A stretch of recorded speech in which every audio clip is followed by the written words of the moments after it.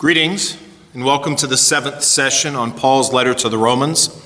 I'm Timothy Muse, lead pastor here at St. Paul's Lutheran Church in Alliance, Ohio. It's a joy to be with you today as we enter into this time together. I'm in a little bit of a different space today. I'm here in the worship space because it's really warm in the rest of the building, so I'm taking advantage of the air conditioning. But I want to welcome you to this time as we continue on looking at Paul's letter to the Romans. It's a joy to be part of this dialogue, part of this opportunity. I would encourage you, if this is your first time with us, then welcome to you. I would certainly encourage you to check out the previous sessions as they kind of go through where we've come to this point. If you are returning, then welcome back, and I pray that this session, like all the other ones, is beneficial and that you're able to grow in your faith and your understanding not only of what Paul's saying to the Romans, but also what Paul's saying to the church and to us. It's always important to remember that the Bible is not just some static book that was written thousands of years ago, but it is intended to continue to be a guidebook for us in our faith. Yes, it doesn't always touch on the particularities and the context of what we face, but it certainly does give us some foundation to make good decisions and to be able to move forward for the sake of the kingdom and for the sake of the work that we do together and our journey of faith with Christ. So that's why we're engaging the book of Revelation. I'm still in my last Bible study, the book of Romans, and that's what we're seeking out of Paul's letter to the Romans. I would encourage you to have a Bible open before you, either a printed Bible or a digital Bible if you want to open up another window and pull a digital Bible up. If you don't know where to go to find a good digital Bible, I would recommend BibleGateway.com, BibleGateway.com. It's a really good resource. I don't get paid by them. I'm not a sponsor or anything, but I find that their biblical resources are really good. And so you can find a good translation there. You can use whatever translation or paraphrase you want. I use the New Revised Standard Version for my study, but you can use the Message or the Good News Bible, the NIV, whatever works for you is appropriate. When we're studying the Bible, it's important for us to be challenged by it, but be challenged by the content, not by the wording or not by the translation. Those are things that we can control and overcome. So I would encourage you to have a Bible open before you.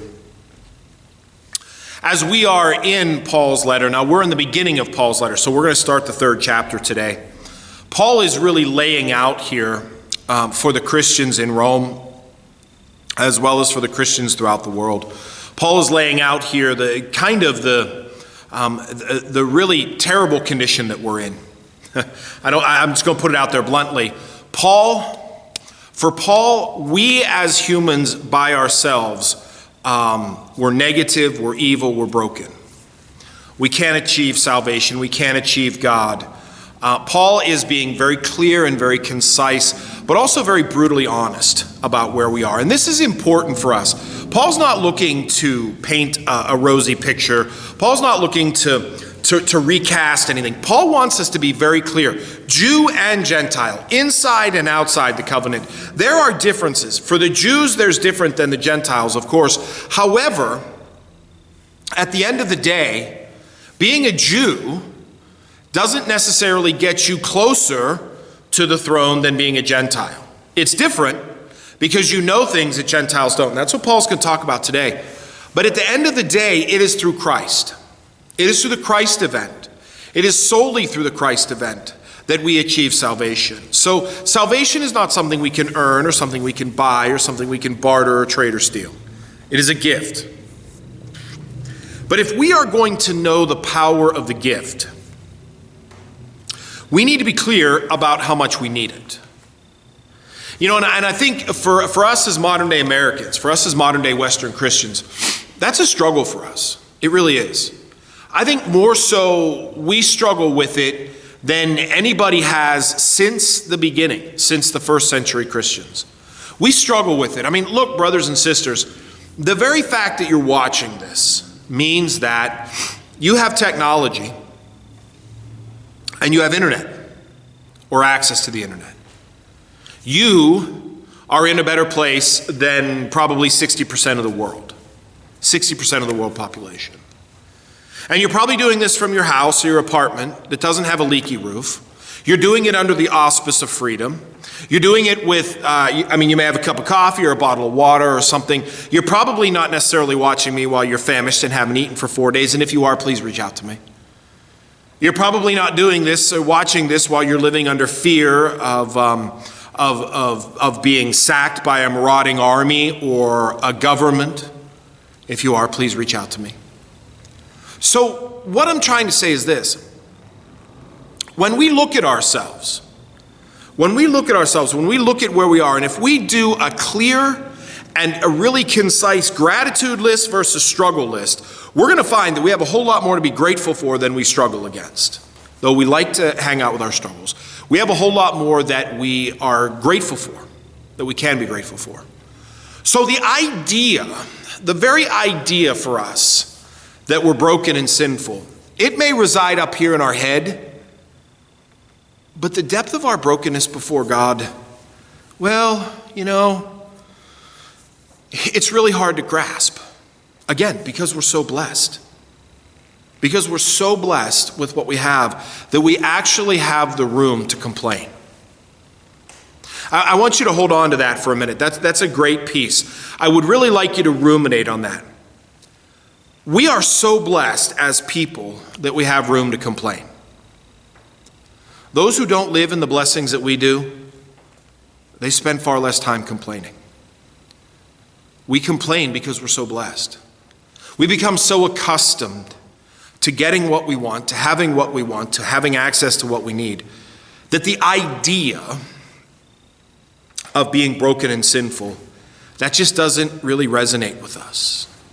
Not at a guttural level. But what Paul is doing in Romans, Paul is, and for the Roman Christians, they could be living in a very similar circumstance. They have all the access of Rome. They have all the access of being Roman citizens, the protection, the goods, whatever they want. So here's Paul coming along saying, look, you're sinners to the core and you're broken without the Lord and Savior Jesus Christ. And they're like, wait a minute. I might be a little bit broken, but I'm not as broken as them over there. So Paul is really trying to make it very clear to the Christians that it's not necessarily what you have surrounding you that identifies who you are, but it's the depths of sin that penetrate you and your role with Jesus Christ. Because Paul is ultimately going to get to his grace statement. But in order for us to truly grasp how much we need grace, or how powerful the grace is, we need to grasp how much we truly need it. And it's harder to do when we don't have to worry about dirty clothes or whether we're going to eat tomorrow. We are truly blessed people, and that's a wonderful thing, but at the same time, it can be a spiritual struggle because it can lead to apathy and lethargy. And Paul is trying to move away from that to really drive people into the grace of God by exposing just how broken they are. And Paul does the same for us. As Lutherans, we really hold on to that theology, that idea, that theology of the cross. Because Luther was very much a Pauline scholar. He really leaned into Paul and Paul's understanding of righteousness and faith, Paul's understanding of grace and salvation. Actually, the Luther's faith statement, we are justified by grace through faith because of Jesus Christ apart from any works of our own, comes directly from Paul's letter to the Romans, and we're actually going to get to that. Here, we probably won't get there today because we really still have to go a little bit deeper into this brokenness. We really have to know how much we need God's grace before we can truly wrap our arms around the power of God's grace. One of the other things that we have done and that we do, and it's awesome. Even here in the worship space, we've got a big cross hanging above the altar. We've got crosses on the light fixtures. There's crosses all over. You can actually see a cross here in the picture. Sorry to point into the camera. A little zoom moment there.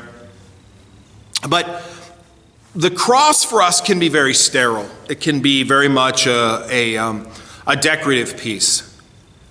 But in reality, the cross is awful and terrible and painful and crushing.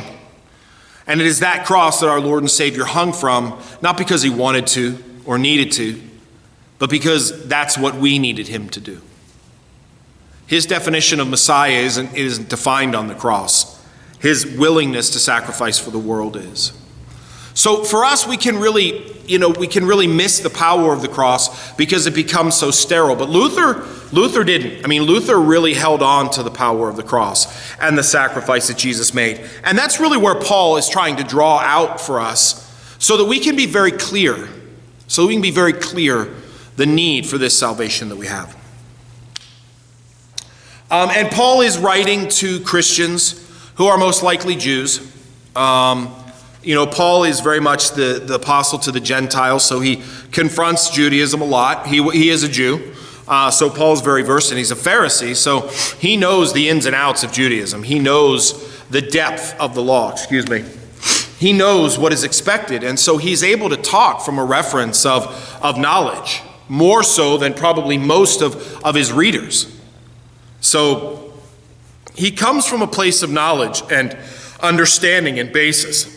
But at the same time, he's speaking on something much deeper. So that's where we're at today. That's where we're going to pick up. We're at chapter 3, verse 1. Sorry, my nose is getting a little runny here all of a sudden. I apologize for that.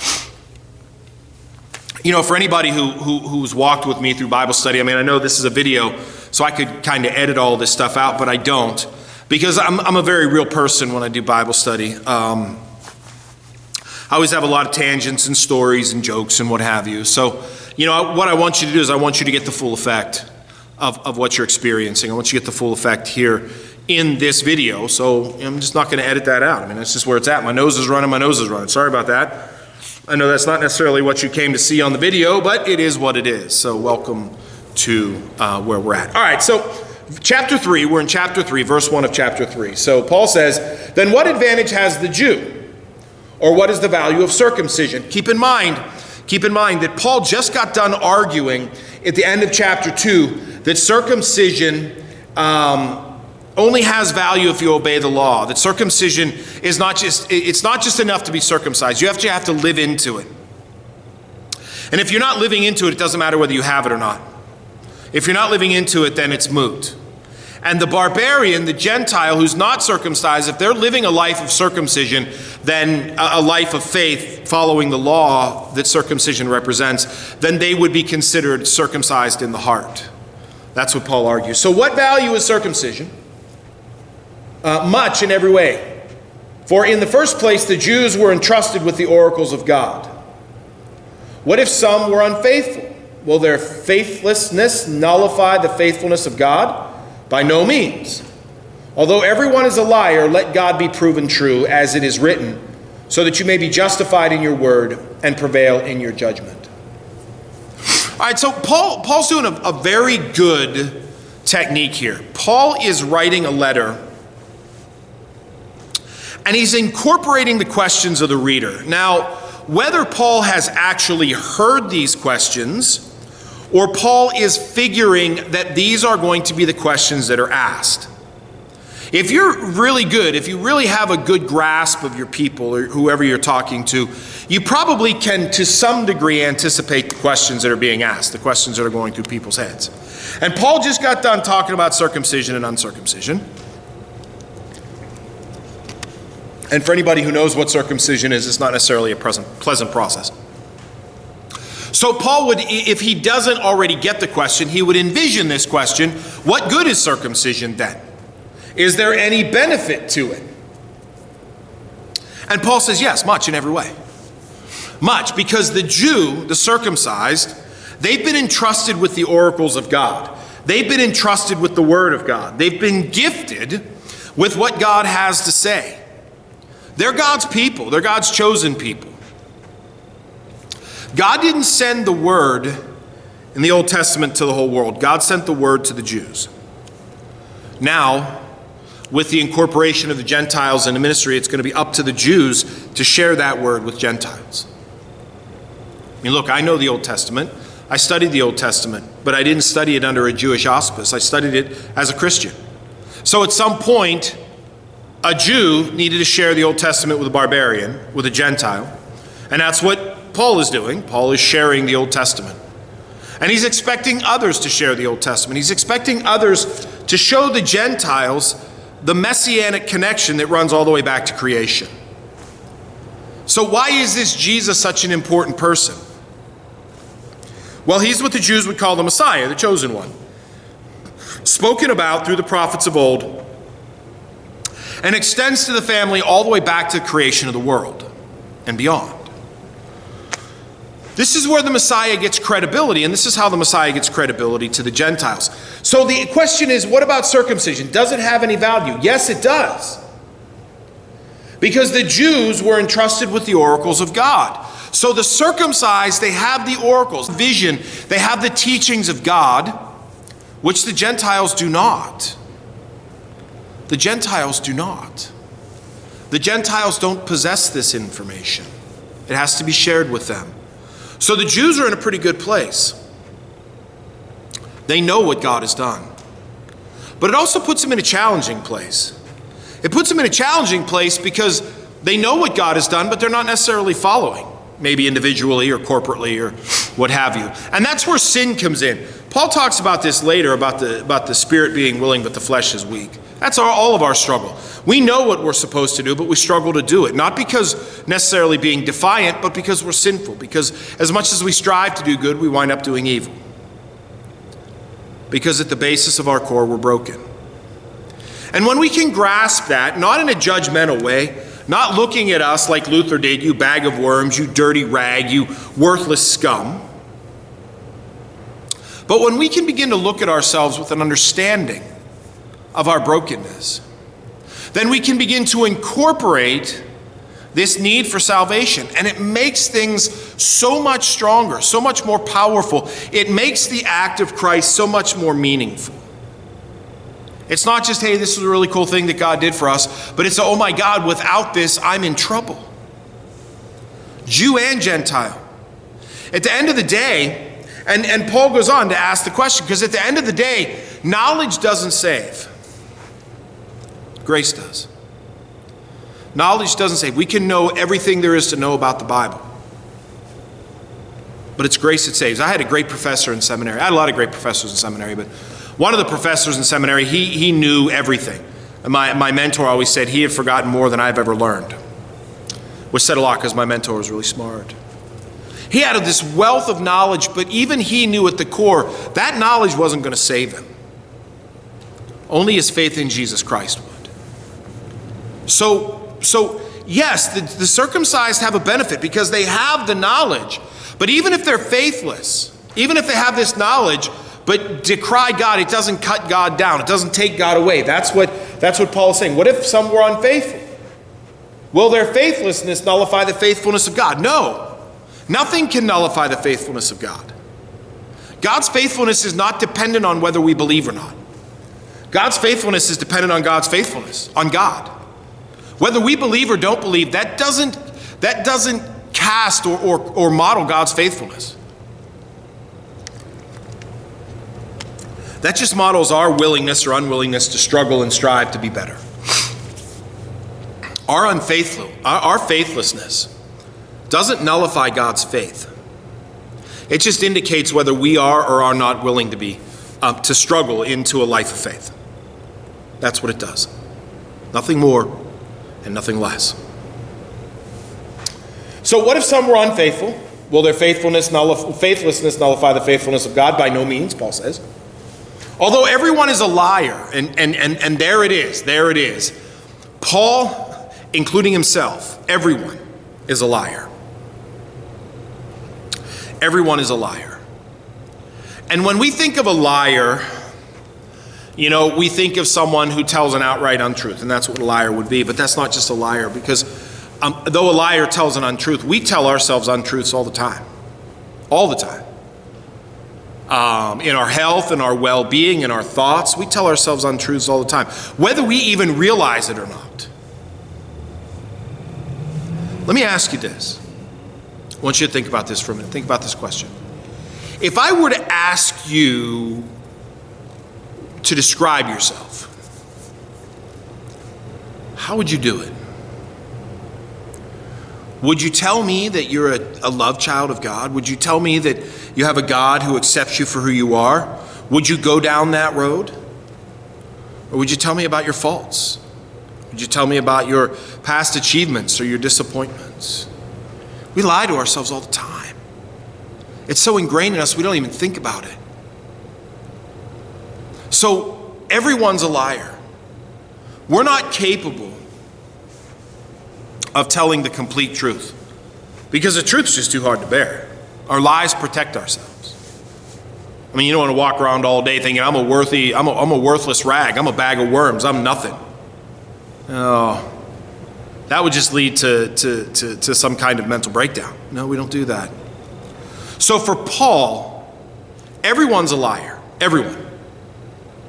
Everyone's a liar. So it doesn't matter whether you have the oracle or not, you're a liar. At some point, you're going to tell an untruth, either to yourself or to someone else, either to protect yourself or make yourself look better or what have you, you're going to tell an untruth. How many of you have the correct weight on your driver's license? I was looking at my driver's license the other day. I was at the library checking out a book, and I was looking at my driver's license. And the weight on my driver's license, not quite accurate. Now, I'm not going to go to the BMV and have them change my driver's license. I'm just not. I'll go with the weight on my driver's license versus the weight on the scale. So everybody's a liar, but God is proven true. God is proven true. God is not a liar. God doesn't lie. God tells the truth. And sometimes that's the hard thing about God is because we don't want to hear the truth of God. The truth of God can be hard, really hard. But God tells the truth, always. So if there's any one thing we can count on with God is God is going to be truthful with us. Even if we don't want to hear that truth. Even if that truth is hard for us to bear, God is going to tell the truth to us. But if our injustice, now this is verse 5, but if our injustice serves to confirm the justice of God, what should we say? That God is unjust to inflict wrath on us? I speak in a human way. By no means, for then how could God judge the world? But if through my falsehood God's truthfulness abounds to his glory, why am I still being condemned as a sinner? And why not say, as some people slander us by saying that we say, let us do evil so that good may come? Their condemnation is deserved.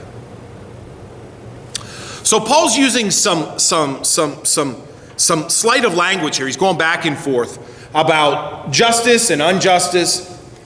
If our injustice serves to confirm the justice of God, what should we say? So in other words,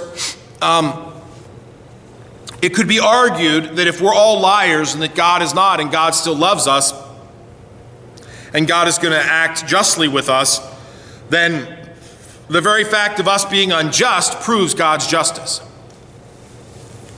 No, it doesn't. It proves God's grace.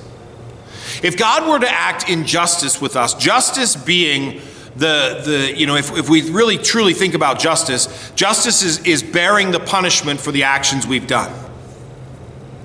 So if God were truly to be just with us, then God would look at all of our actions, all of our thoughts, and then they'd be weighed. The positive and the negative. And if the positive outweighs the negative, which it never does, if the positive outweighs the negative, then we would be loved and given grace. But our negative always outweighs our positive. Our sinfulness always outweighs our sainthood. That's what it means to be alive. Again, and that's not to make anybody feel terrible, that's just the reality of it. If we outweighed our own sinfulness with our own goodness, we wouldn't need the Christ event. We wouldn't need the crucifixion and resurrection. We need the crucifixion and resurrection because we cannot by our own selves outweigh our own sin. And if God were truly to be just, then God would punish us because our sin outweighs our goodness. But God doesn't. So God's justice is not disproven by our injustice. God's grace is proven by our injustice. It's not about God wanting to go around squashing everybody for doing wrong and breaking the law. If God wanted to do that, then the Son never would have come. The Son would have stayed in heaven. God doesn't want to punish us. God wants to bring about salvation. So we can't look in terms of God's justice, because in terms of God's justice, the earth should have been wiped out millennia ago. The moment Adam and Eve ate from the tree of the knowledge of good and evil. The moment that humanity fell from its sinlessness. So Paul is arguing against justice. We need to not talk justice, because if it's just about justice, then we're all in trouble. We need to talk grace. Grace and love. And so what Paul is trying to prove here is that God's justice is not being poured down, because if it was, we'd all be in trouble. God's grace is being poured down.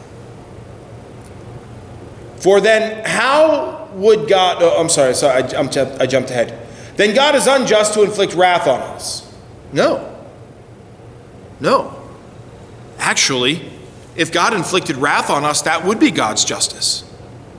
That would be God justly dealing with us. If God were to inflict wrath on us, that would be God giving what we deserve. That's justice. Justice is getting what we deserve. Mercy is not. And if God were to pour forth the wrath upon us and would be getting what we deserve, that would be justice. So God has every right. God is justified to pour wrath on us. God doesn't. That's by choice, not by requirement. For then how could God judge the world if God didn't have the right to pour forth wrath? God couldn't be the appropriate judge unless God had everything at God's fingertips to use. Because God chooses grace over wrath, doesn't make God weaker. It doesn't make God unpowerful. It just makes God open. God knows that if God's going to pour wrath upon the earth, then none of us is going to be able to stand. Might as well just be done with it. But if I through my falsehood, God's truthfulness abounds to his glory, why am I still being condemned as a sinner? There's another question. So if I'm being a sinner and God's glory is still revealed through my sinfulness, then why am I being condemned for it? Might as well just go off and be a sinner because God's glory abounds even more. No. Again, this is where grace and mercy come in. God's faithfulness is being revealed through my sinfulness, not because God is not capable of acting, but because God chooses not to. God chooses the path of love for me over the path of wrath and judgment. So I'm not disqualifying or disproving. I'm still under condemnation for my actions. It's just that God chooses not to condemn me. Look at it this way. You know, you're a parent and you tell your kid not to have a cookie before dinner because they're going to ruin their dinner. And if they eat a cookie before dinner and they ruin their dinner, then they're going to go to bed hungry and not get any TV. Okay? Well, so they eat a cookie before dinner and then they ruin their dinner. And then you get to choose. Do you hold them accountable? Or not? Is this a punish moment or a teaching moment? What do you choose, mercy or grace? Well, every time we break the law, every time we sin, God could choose wrath, but God chooses grace. God chooses grace for us every time that we ask for it, because that's the kind of God that we have.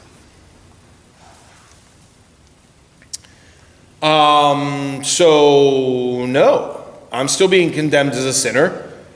Because God doesn't need my falsehood to prove his truthfulness. God's truthfulness is God's truthfulness. And God's not going to be like, you know what?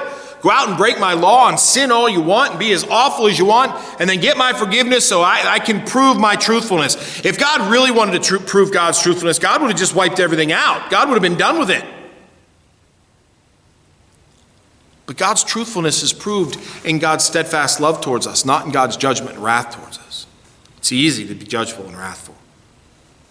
It's hard to abound in steadfast love and show grace and mercy especially when you're frustrated, especially when you're hurt and angry.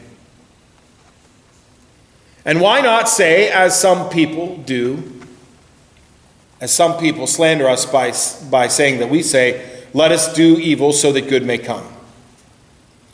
No, and that's the thing is, we're already going to do evil. But to intentionally do evil, now we're getting into that testing God. Now we're getting into that not believing and trusting that what God has to say is accurate. So we don't go out and intentionally do evil so that God's goodness comes. We don't need to intentionally do evil. We're just going to do evil. We're going to do bad things. We're going to think bad things. We're going to say bad things. We're emotional creatures. We're broken creatures. We're creatures that are driven by desire and passion.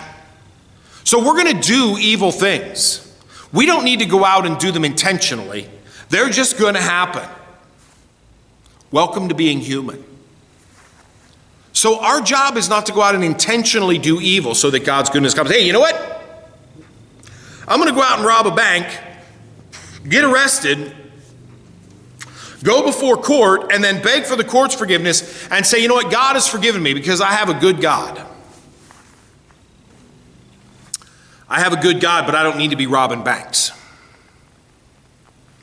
So we don't intentionally do bad in order for God's goodness to rain down. As a matter of fact, that is squandering God's grace and talents. That is making a fool and a mockery of God. We don't do that. We don't intentionally do bad so that God's goodness comes. That's not how we work. All right, so verse 9 here, let's see where we're at. Let me just peek ahead here just a little bit. Okay, I want to wrap this up. So we're gonna spend a few more minutes here, and I'm just gonna kind of go through this. What then? This is verse 9. What then? Are we any better off? No, not at all. For we have already charged that all, both Jew and Greek, are under the power of sin. So is there any betterment to being a Jew or a Gentile? No. Not in the eyes of salvation, not in the eyes of sin, not in the eyes of the work of Christ, not in the shadow of the cross. And that's where Paul is really driving to. Yes, there is a benefit to being a Jew because you know the Word of God, you know the laws of God, you know the covenants of God, but in the shadow of the cross, nobody is better off. Nobody. Nobody is better off in the shadow of the cross. So nobody can stand and boast that they deserve better. That's the point. It needs to be clear that everybody is under the power of sin and condemnation. So when a Jew asked Paul, are we any better off? No, not at all. For we have already charged that all, both Jews and Greeks, are under the power of sin. As it is written, there is no one who is righteous, not even one. There is no one who has understanding. There is no one who seeks God. All have turned aside. Together they have become worthless. There is no one who shows kindness. There is not even one. Their thoughts are open graves, and they use their tongues to deceive. The venom of vipers is under their lips. Their mouths are full of cursing and bitterness. Their feet are swift to shed blood. Ruin and misery are in their paths, and the way of peace they have not known. There is no fear of God before their eyes.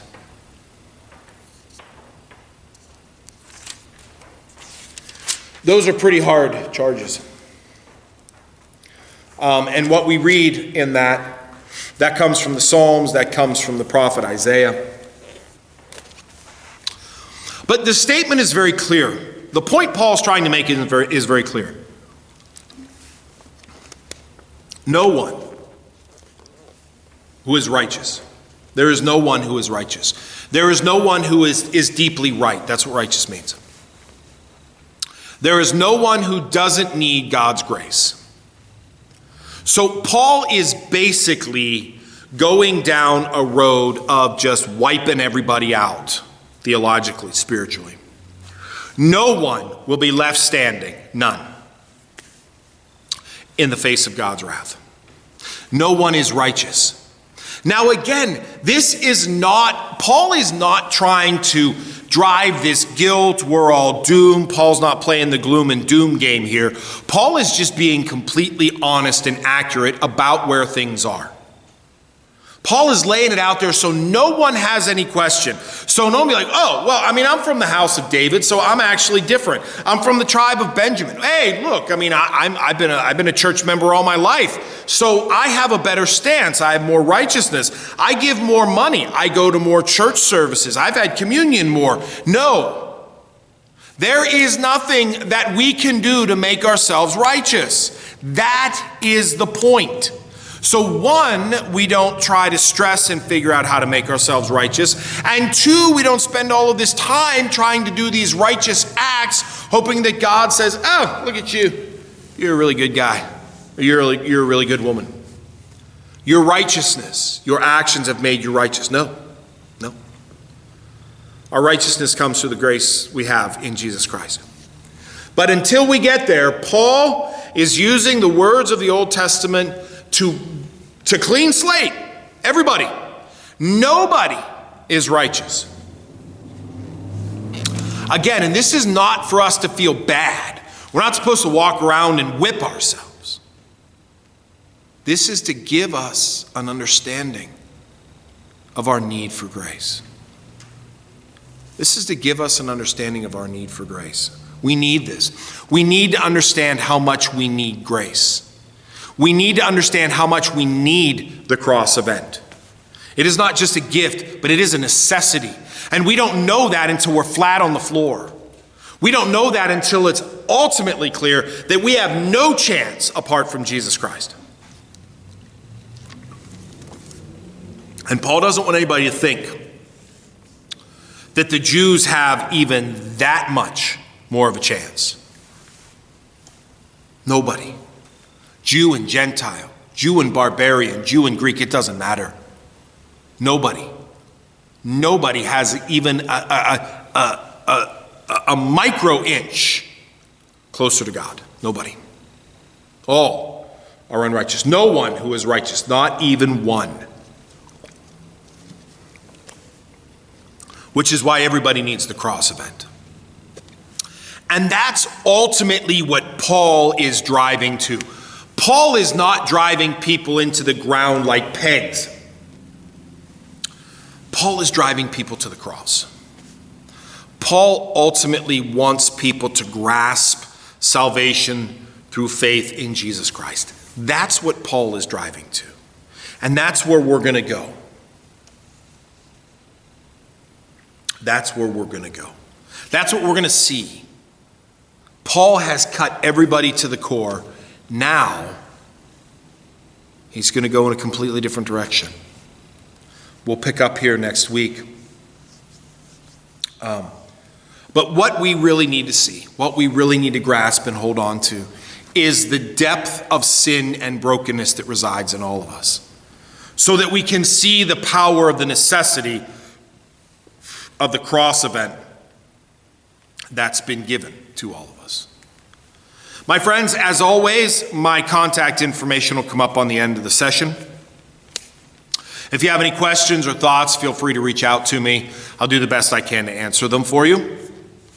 But once again, it's a joy to be with you in this session. We'll see you next week for the next session. I pray that whatever God brings you next, whatever is next in your day, that you are blessed and loved and that you continue to dwell in God's grace richly. We'll see you next time. God bless you.